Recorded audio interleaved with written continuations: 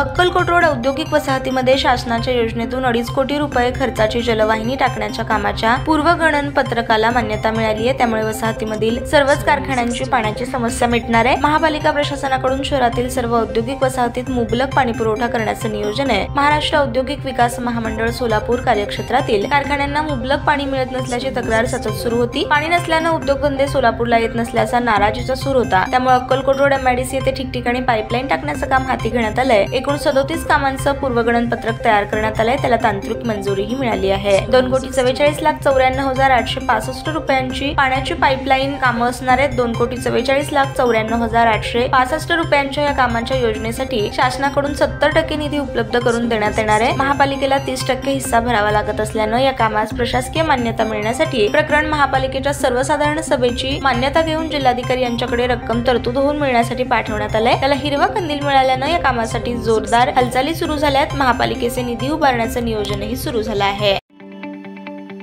ताज्या बातम्या पाहण्यासाठी प्राईम महाराष्ट्र न्यूज चॅनलला सबस्क्राईब करा।